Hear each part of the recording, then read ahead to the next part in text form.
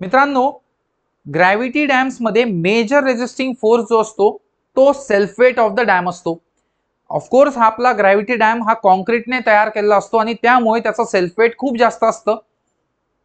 हे जे self weight असतं ते कॅल्क्युलेट करणं आपलं एक काम आहे, because this is the resisting force. त्याला आपण पुढे मोमेंट घेणार असतो to calculate the resisting moment. म्हणून सेल्फ वेट कॅल्क्युलेट करताना आपल्याला हा फॉर्म्युला यूज करायचा असतो, gamma C equal to weight upon volume. म्हणजे कॉन्क्रीटचं युनिट वेट म्हणजे weight upon volume. So weight calculate करायचं असेल तर गॅमा इंटू व्हॉल्यूम. व्हॉल्यूम आपण या पूर्ण मॅसोनरीचं किंवा कॉन्क्रीटच्या स्ट्रक्चरचं काढणार. गॅमा सी जो असते ती व्हॅल्यू आपण 24 किलोन्यूटन पर मीटर क्यूब घेत असतो आणि जे सेल्फ वेट आहे मग ते गॅमा सी इंटू ए सी असं येत असतं. कुठलाही ग्रॅव्हिटी डॅम असेल त्याचा 1 मीटर विड्थचा पोर्शन किंवा 1 मीटर लेंथचा पोर्शन आपण कन्सिडर करत असतो आणि पर 1 मीटर लेंथच आपण सेल्फ वेट कॅल्क्युलेट करत असतो.